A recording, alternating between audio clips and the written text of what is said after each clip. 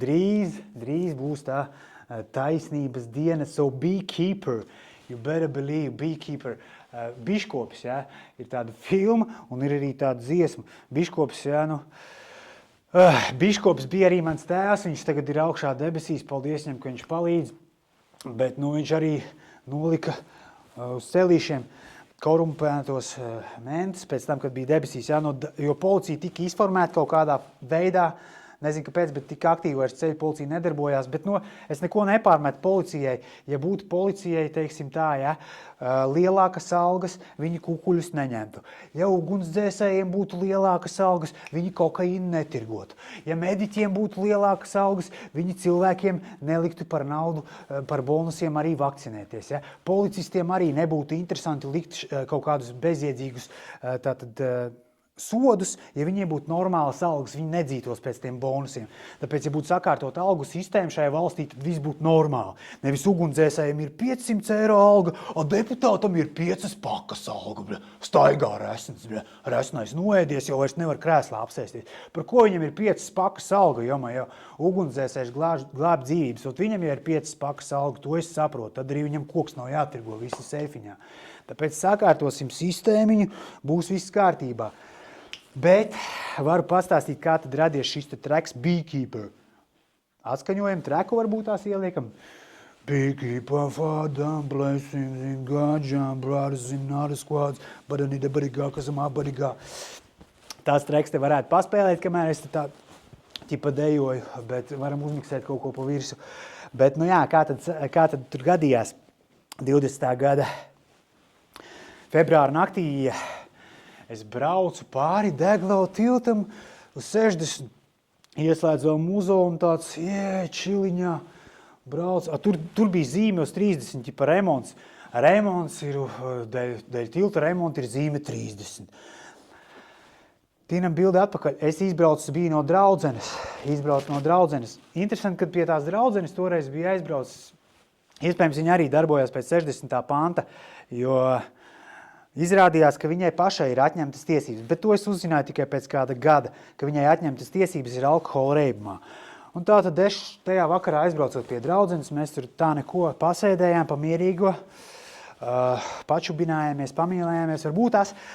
Un es braukšu projām, bet kad es atbraucu, viņa man saka, rekur, man te no tusiņa palika viskijs, varbūt vēlies glāzīt. Es saku, come on, es taču nedzeru. Pie stūras kāds sakars vispār. Taču bišķiņ jau var, nekas jau nebūs. Es tās domāju, wow, kādā sakarā tu man to piedāvāji? Es tās labi, whatever. Es, protams, neiedzeru, jo nelietoju pie stūras.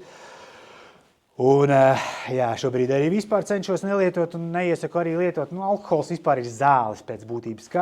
Ne ar kurām zālēm nevajadzētu aizrauties un pārspīlēt. Ja? Un tad notiek kas? Es braucu, piepumpēju riepu, tajā te benzīntankā, uzpumpēju riepu, braucu lēnām slīdu, man netrafarēta mašīna kaut kāda arī. Es naktī vienkārši pulkstenis ir 2:30, es domāju, es uz mājām braucu ātrāk. Braucu, protams, viņi mani apstādina. Viņi mani apstādina. Jūs pārsniedzāt ātrumu, tralala, iepūš trubiņā. Es domāju, es tāds, jūs man tūlīt prasīsiet kukuli, es tāds zinu jau to. Man čoms ir cik reizes stāstījis, ka viņš tur visu kaut kā atpērkās, bet es domāju, nē, es ar viņiem paspēlēšos, es viņiem neko nedošu. Es varēju vienkārši neiet uz viņu mašīnu, bet viņš man saka, nāc uz mašīnu, parunāsimies. Es tāds saku, ok, labi, aiziešu, ko jūs man pastāstīsiet? Viņš aiziet, es apsēžos, viņš man tur stāst, kur tu brauc? Uz kurieni? No kurienes? Es kā no draudzenes no darba brauc arī. Kur tu strādā? Es saku, pa kurieru? Kāda tev alga? Es tas domāju, what the fuck? Kāda atšķirība, cik man alga ir? Kāda nezinu, cik tev alga? Es saku, ir pietiekoši. Cik tev mašīna maksā? Es saku, kāda atšķirība? Es vēl maksāju tur kredītu pa viņu kaut kādu 200 eiro. Es saku to, kādu nezinu, cik tev mašīna maksā. Es saku, mēnesī es tur maksāju, kāda tam nozīme ir. Viņš tāds, ok, tu esi pārāk bremzēts, braucam uz analīzēm. Tad, lūk, analīzes man toreiz izmaksāja 1400 eiro un 4 gadu liegumu uz tiesībām, jo Es biju pilnīgi skaidrā, man kaut kas tur urīnā uzrādījās, bet es biju pilnīgi skaidrā. Man pat narkoloģi pateica, ka es varu braukt uz mājām ar savu auto. Protams, tur bija tiesas prāvas, kuras tiesu sistēma mums galīgi nestrādā, visas apelācijas tika atceltas.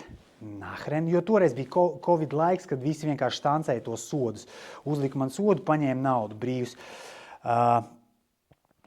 Bet, teiksim tā, ģenerālim kaut kādam vectirānam, kurš notriec sirmgalvi uz gājēju pārējais, viņam iedod tikai 2 gadi nosacīti, un pat tiesības neatņem, jo viņiem, redziet, bērni jāvadā ir uz skolu. Viņam neatņēma tiesības, un sods tur arī pat laikam bija kaut kāds zem 1000, un 2 gadi nosacīti, bet viņš nogalināja cilvēku. Ja? Un tad mēs redzam, kā strādā šī korumpētā sistēma. Ja? Ģenerālis nogalina cilvēku, viss ir kārtībā, vecenīte ir cietumā ielikta tiek par naudas klaipa nozagšanu. Man arī atņem tiesības, jo es naktī, kad vispār trafika nav, es kādam baigi traucēju, laikam, braucot uz 60, tur, kur bija zīme 30. Asinīs nekas neuzrādījās, urīnā tur uzrādījās kaut kas tur, ja? Es biju pilnīgi clear. Tā kā, mēs zinām, ja? Tiesības man ir, jebkurā gadījumā, kur redzam, ja? Tad silver race, you better believe, šīs ir manas tiesības, ja? Tā kā, jā, policistiem paldies, protams, par darbu. Es neko nesaku, viss kārtībā, kur policistiem jādara, savs darbs tur ir jādara, bet tur, kur pārkāpj kaut kādas why so serious? Tad tur, kur viņi pārkāpj kaut kādas savas dienesta pienākumus, tas gan nav smuki.